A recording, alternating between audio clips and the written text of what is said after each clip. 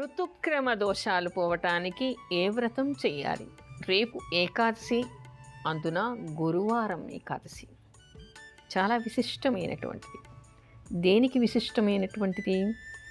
ఇక్కడ ఇంతకుముందేమో మనం జ్యేష్ఠ బహుళ ఏకాదశికి ఉండేటువంటి విశిష్టత చెప్పుకున్నాం. ఇప్పుడు చెప్పుకునేది ఏమిటంటే అది ఏ మాసం అయినా కావచ్చు, గురువారం ఏకాదశి వస్తే ఒక ప్రత్యేకత. మామూలుగా ఇదివరకు కూడా మనం చెప్పుకున్నాం, భౌమ చతుర్థి వచ్చిన, బుధాష్టమి వచ్చిన, భాను సప్తమి వచ్చిన, గురువారం ఏకాదశి వచ్చినా కూడా చాలా విశేషమైనటువంటిది. అమావాస్య సోమవారం వచ్చినా కూడా చాలా విశేషమైనటువంటిది. ఇవన్నీ కూడా ఎలాంటివి అంటే అక్షయ పుణ్యఫలాన్ని ఇచ్చేటువంటి పర్వటి రోజులుగా చెప్తారు. ఈ సమయాల్లో చేసేటువంటి పూజ నాశము లేనటువంటిది. అక్షయము అంటే నాశము లేనటువంటిది, అంటే తప్పనిసరిగా ఫలితాన్ని ఇస్తుంది అనేటువంటి విషయం మనకి శాస్త్రం చెప్తోంది. ఎలాంటి ఫలితాన్ని ఇస్తుంది? ఒక సూర్యగ్రహణం రోజు చేసేటువంటి పుణ్యం ఎలాంటిదో, ఇలాంటి పర్వటి రోజుల్లో చేసేటువంటిది కూడా అలాంటి పుణ్యం అని చెప్తూ ఉన్నారు. మామూలుగా ఏమిటి, ఏదైనా ఒక దానం చేసినా, ఒక మంత్రజపం చేసినా మామూలప్పుడు చేస్తే అది ఏ సంఖ్యతో చేస్తారో, ఏ దానం చేస్తారో దానికి తగినటువంటి ఫలితం మాత్రమే వస్తుంది. కానీ ఒక సూర్యగ్రహణ సమయంలో చేశారనుకోండి, వెయ్యంతల ఫలితం వస్తుందిట.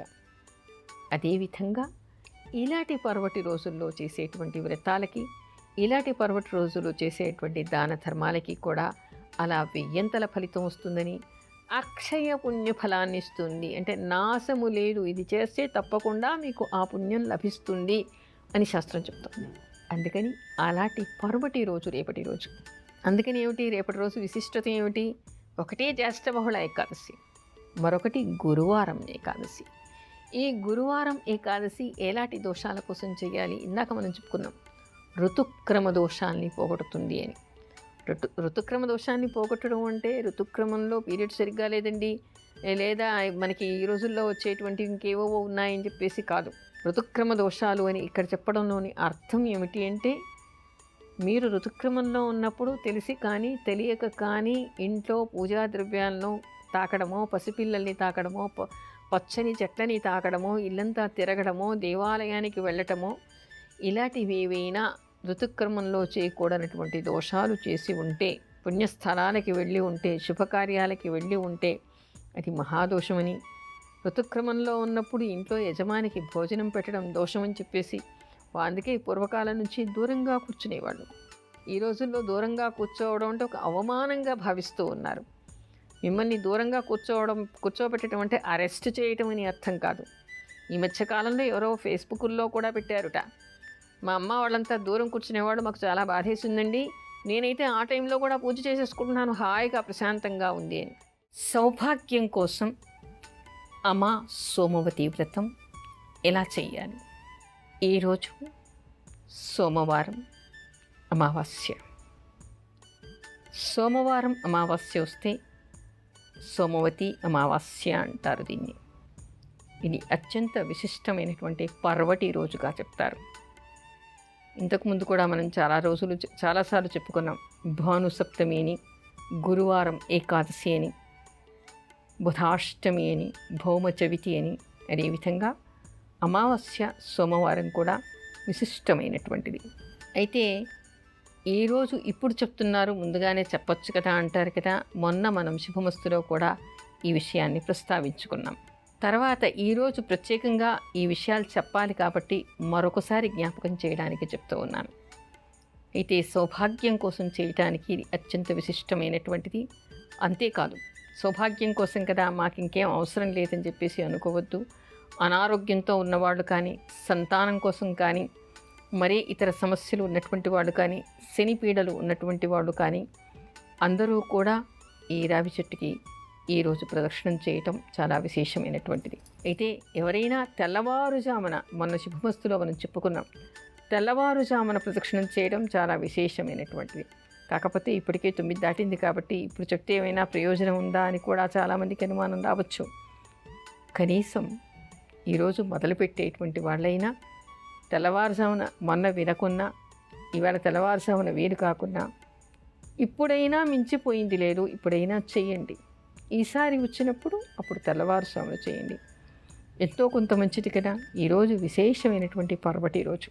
అయితే ఈ సోమవతి వ్రతం అనేటువంటిది ఏ ఏ కోరికల కోసం చేయాలి, ఎవరెవరు చెయ్యాలి, ఏ విధంగా చెయ్యాలి అనేటువంటి విషయాన్ని కూడా మనం చెప్పుకోవాలి.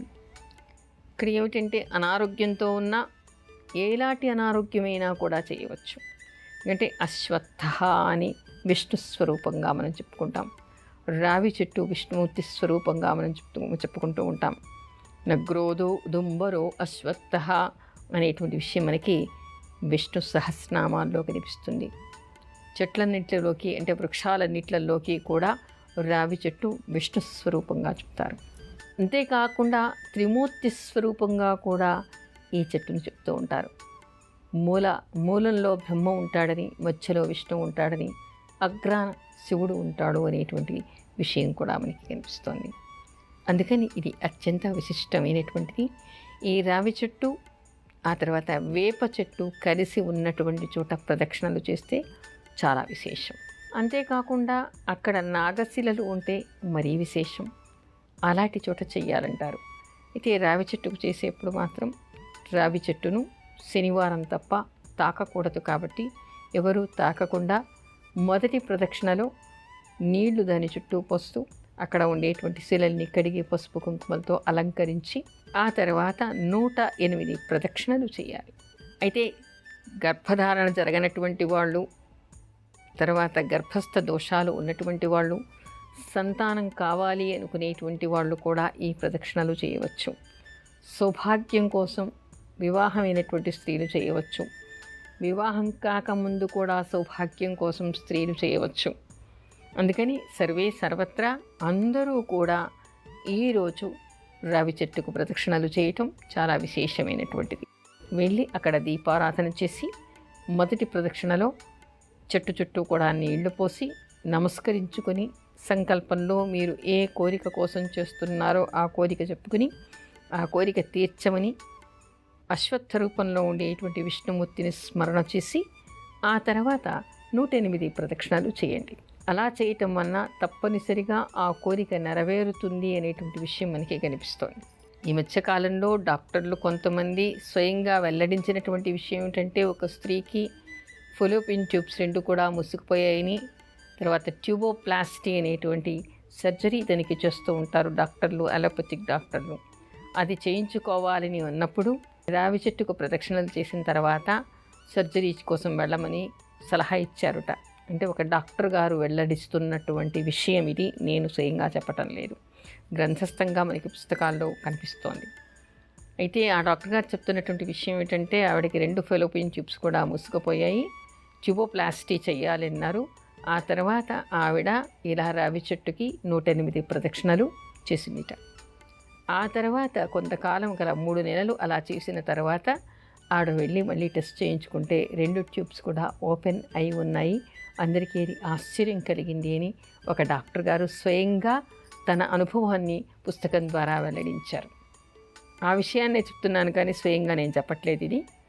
అది పక్కన పెడితే వివాహం కానటువంటి వాళ్ళకి, వైధవ్య దోషాలు ఉన్నటువంటి వాళ్ళకి కూడా ఈ దోషాన్ని తీసేటువంటి శక్తి ఈ వ్రతంలో ఉంది అనేటువంటి విషయం కూడా కనిపిస్తుంది. అసలు సోమవతి వ్రతం అనేటువంటిది ఇదివరకు మనకి ఇందులో ఉండేటువంటి కథ, ఆ వ్రత కథ ఏమిటంటే ఒక ధనికుడైనటువంటి వ్యక్తికి కొంతమంది కొడుకులు, ఒక కూతురు ఉండేవాడుట. అయితే కోడళ్ళందరూ కూడా ఒకరోజు ఒక భిక్షు వాడింటికి భిక్షకు వస్తూ ఉండేవాడుట. కోడళ్ళు అతని దగ్గరికి వచ్చి భిక్ష వేస్తే దీర్ఘ సుమంగళీ భవ అని ఆశీర్వచనం చేస్తాట. కానీ వారికి ఉండేటువంటి ఏకైక కూతురు ఆవిడ వచ్చి భిక్ష వేస్తున్నప్పుడు మాత్రం ధర్మంగా నడుచుకో అని మాత్రమే అంటూ ఉండేవాడుట. ఈ ఆశీర్వచనంలో తేడా ఎందుకు అని ఆ అమ్మాయి తల్లికి అనుమానం వచ్చి ఒకరోజు భిక్షువును ఆపి అడిగిందట, ఎందుకు వాళ్ళు తేడాలుగా ఆశీర్వచనం చేస్తున్నావంటే అతను ఒక చిరునవ్వు నవ్వి,